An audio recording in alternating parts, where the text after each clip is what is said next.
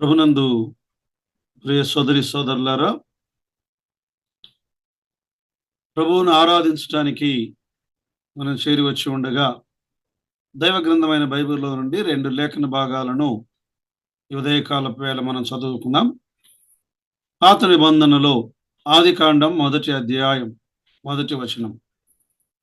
ఆదియందు దేవుడు భూమి ఆకాశములను సృజించెను. యోహాను సువార్త 1వ అధ్యాయం 3వ వచనాలు. ఆదియందు వాక్యముండెను, వాక్యము దేవుని యొద్ద ఉండెను, వాక్యము దేవుడై ఉండెను. ఆయన ఆదియందు దేవుని యొద్ద ఉండెను, సమస్తమును ఆయన మూలముగా కలిగెను, కలిగి ఉన్నదేదియో ఆయన లేకుండా కొలగలేదు. ప్రియులారా, ఈ ఉదయకాలపు వేళ ప్రభును ఆరాధించడానికి రొట్టె విరిచే కూడికలో మనం చేరి వచ్చి ఉండగా ప్రభు అయిన యేసు క్రీస్తు వారిని నానా విధాలుగా మనము ఆలోచన చేయవచ్చు, ధ్యానము చేయవచ్చు. ప్రవచనాల్లో ప్రభు అయిన యేసు క్రీస్తు వారు, పఠాలలో ప్రభు అయిన యేసు క్రీస్తు వారు, ఛాయలలో ప్రభు అయిన యేసు క్రీస్తు వారు, వ్యక్తుల జీవితాల్లో ప్రభు అయిన యేసు క్రీస్తు వారు, అనేకమైన పోలికలు, అనేకమైన సాదృశ్యములను మనం చూడగలం. ఉదయకాలపు వేళ ఆయన ఒక భాష, దేవుని భాష ఎవరు అంటే ప్రభు అయిన యేసు క్రీస్తు వారు. దేవుని స్వరం ప్రభు అయిన యేసు క్రీస్తు వారు. అందుకే యోహాను సువార్త 1:14 ఇలా రాయబడి ఉంది, ఆ వాక్యము లేదా ఆ స్వరము, ఆ శబ్దము, ఆ భాష శరీరధారి అయి కృపాసత్య సంపూర్ణుడుగా మన మధ్య నివసించను. తండ్రి వలన కలిగిన అద్వితీయ కుమారుని మహిమ వలె మనం ఆయన మహిమను కనుగొంటిమి. ప్రియులారా, భావాలకు నిలయం భాష. భాషకు అందని భావమే ప్రభు అయిన యేసు క్రీస్తు వారు. భూలోక మానవాళికి పరలోకపు దేవుని స్వరం, పరలోకపు దేవుని భాష, పరలోకపు దేవుని భాష్యం, పరలోకపు దేవుని భావం ప్రభు అయిన యేసు క్రీస్తు వారు. దేవుని అక్షరమాల, వర్ణమాల క్రీస్తే. ఆయనే అల్ఫా, ఆయనే ఒమేగా, ఆయనే ఆ, ఆయనే రా, ఆయనే ఏ, ఆయనే జడ్. క్రీస్తు ఆయన సమస్తములో సమస్తమై ఉన్నవాడు. ప్రకటన గ్రంథం 1వ అధ్యాయం 18వ వచనములో, నేను మొదటివాడను కడపటివాడను జీవించువాడను, మృతుడనైతిని గాని ఇదిగో యుగ యుగములు సజీవుడనై ఉన్నాను. ఆయనే అల్ఫా, ఆయనే ఒమేగా, ఆయనే ఆది, ఆయనే ఆరంభం. ప్రియులారా, ప్రతి ఆత్మీయ పదాలకు అర్థం ఆది యందు ఉన్న దేవుని వాక్యమే.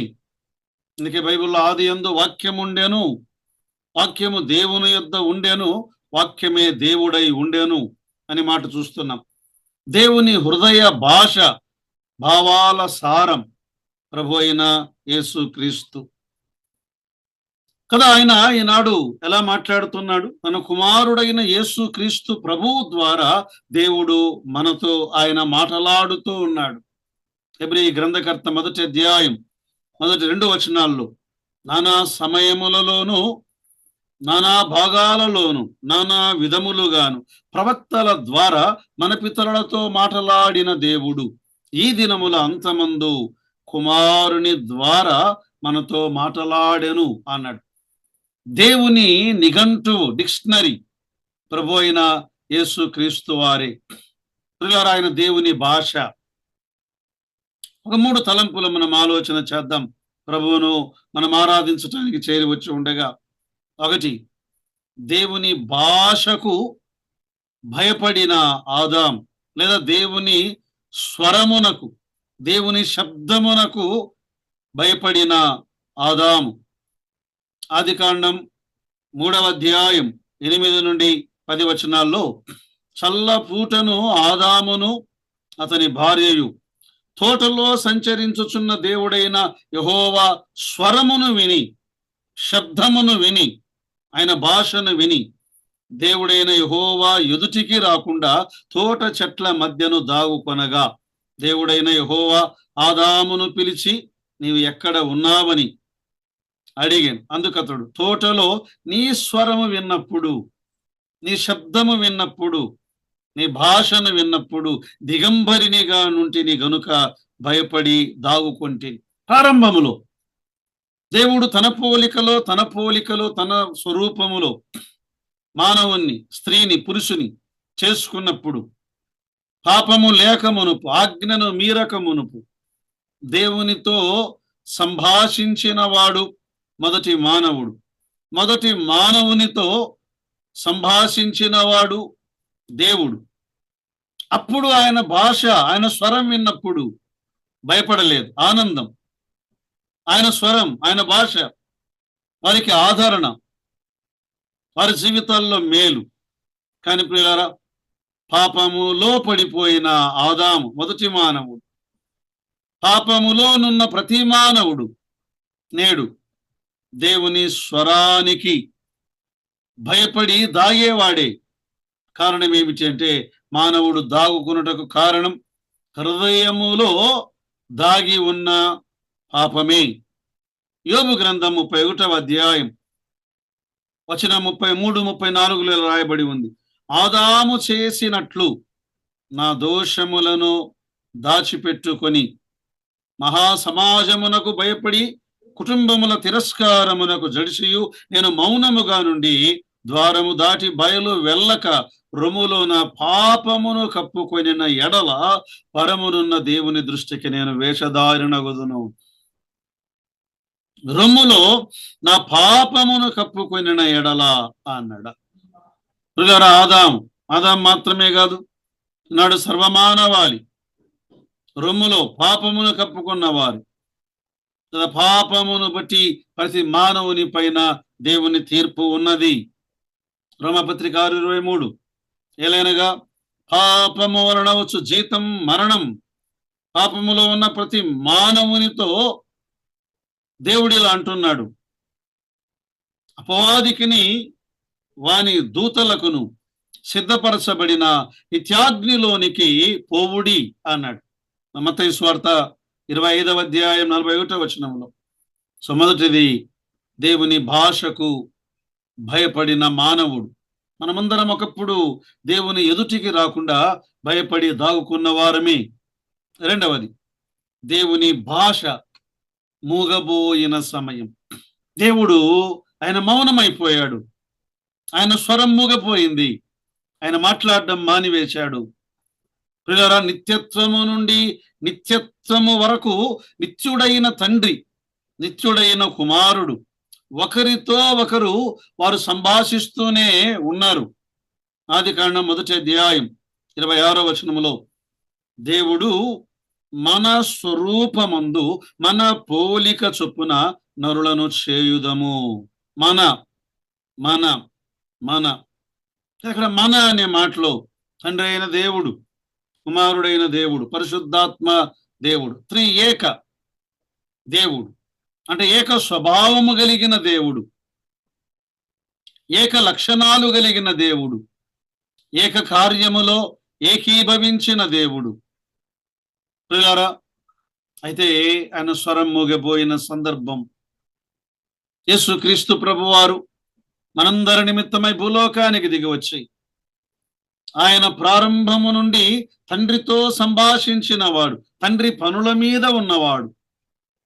ఎప్పుడైతే సర్వమానవాళి పాప పరిహారార్థమై శిలువను భరిస్తూ ఉండగా సర్వమానవాళికి రావలసిన తీర్పును తండ్రి అయిన దేవుడు ఆ కుమారుని మీద మోపగా ఆయన ఇలా ఎలుగెత్తి వేదనతో కేక వేశాడు. మత్తయి సువార్త 27వ అధ్యాయం 46వ వచనములో ఇంచుమించు 3 గంటలప్పుడు యేసు ఎలీ ఎలీ లమా సబక్తని అని బిగ్గరగా కేక వేశాడు. ఆ మాటకు నా దేవా నా దేవా నన్నెందుకు చెయ్యి విడిచితివని అర్థం. అప్పుడు దేవుని గొంతు మూగబోయింది, దేవుని స్వరం మూగబోయింది, దేవుని భాష మూగబోయింది, పరలోకపు దూతలు మూగబోయారు, ప్రకృతి సహితం మూగబోయింది, నిశ్శబ్దమైపోయింది. ఆయన మరణం మనందరినీ చెయ్యి విడిచిపెట్టవలసినది, కానీ ఆ కుమారుణ్ణి చెయ్యి విడిచిపెట్టాడు. మన కొరకైన పాప పరిహార కార్యమును ఆయన సిద్ధపరిచాడు. అయితే క్రీస్తు సర్వ మానవాళి పాప పరిహారమును చెల్లించి, కార్యమును ముగించి, సమాధిని ఓడించి, మరణమును జయించి, నేడు తండ్రి కుడిపార్శ్వమున కూర్చుండి తండ్రితో ఆయన సంభాషిస్తూ ఉన్నాడు.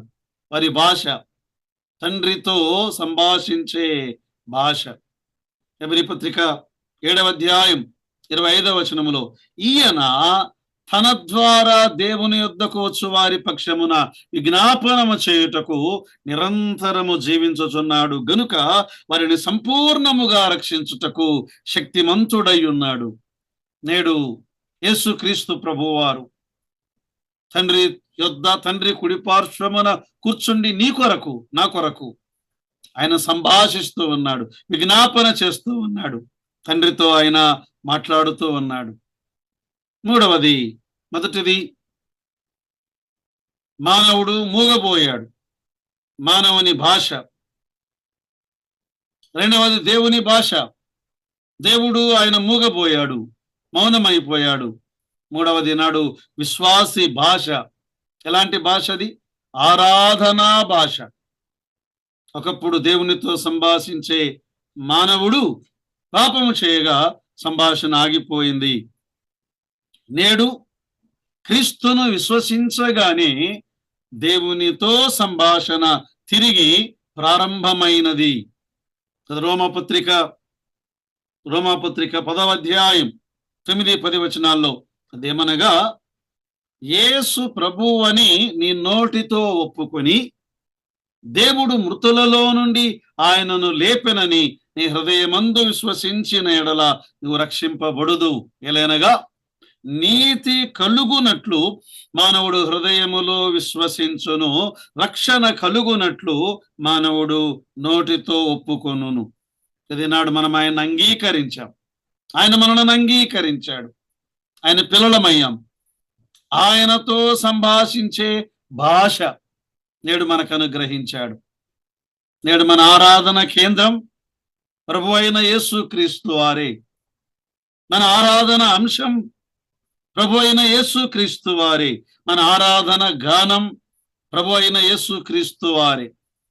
కోటి భావాలతో, శతకోటి స్వరాలతో ఆరాధనీయుడు యేసుక్రీస్తే అని స్వరమెత్తి సర్వ భాషలతో సర్వలోకాన ఆరాధించే సమయం ఇది. ప్రకటన గ్రంథం 5వ అధ్యాయం 11 నుండి 14వ వచనం వరకు మనం చదివితే, మరియు నేను చూడగా సింహాసనమును, జీవులను, పెద్దలను ఆవరించి ఉన్న అనేక దూతల స్వరము వినబడెను. వారి లెక్క కోట్ల కొలదిగా ఉండెను. వారు వధింపబడిన గొర్రెపిల్ల శక్తియు, ఐశ్వర్యమును, జ్ఞానమును, బలమును, ఘనతయు, ప్రభావమును యుగ యుగములు కలుగునుగాక అని చెప్పుట వింటిని. ప్రియులారా, పరలోకమందు, భూమి మీద, భూమి క్రింద ఉన్న సముద్రములో ఉన్న ప్రతి సృష్టము ఆ గొర్రె పిల్లకు ఏం చెల్లించారు? గొర్రె పిల్లకు శక్తిని, జ్ఞానమును, ఐశ్వర్యమును, బలమును, ఘనతను, స్తోత్రమును, మహిమను, ప్రభావమును యుగ యుగములు కలుగునుగాక అని చెప్పుట విన్నారు. ఆ 4 జీవులు ఆమేనని చెప్పగా ఆ పెద్దలు సాగిలపడి నమస్కారము చేసిరి. ప్రియులారా, ఆది ప్రభు అయిన యేసుక్రీస్తు వారే. ఆదికాండం 1:1 ఆమేన్. మన ప్రభు అయిన యేసుక్రీస్తు వారే. ప్రకటన గ్రంథం 1:18 ప్రియులారా, ఆయన ఆమేన్ అయి ఉన్నాడు. ప్రకటన గ్రంథం 22:21 కూడా ఆమేన్ అన్నాడు. పరలోకపు ఆరాధన కేంద్రం ప్రభు అయిన యేసుక్రీస్తు వారి. యుగ యుగములు ఆరాధన సేవ. మనం పరలోకానికి వెళ్ళిన తరువాత యుగ యుగములు ఆయన ముఖ దర్శనము చేస్తూ, ఆయన వైపు చూస్తూ, ఆయన నామమును మన నొసల్ల యందు కలిగి ఉండి మనం ఆయనను యుగ యుగములు ఆరాధించే భాగ్యమును అనుగ్రహించి ఉండగా, ప్రియులారా, దేవుని భాషను విని, దేవుని భాషను గ్రహించి, దేవుని భాషను అన్వయించుకొని, దేవుని భాషతోనే దేవుణ్ణి ఆరాధించుటకు పరిశుద్ధాత్మ దేవుడు మనకు కృపను సహాయమును దయచేయునుగాక. ఆమేన్.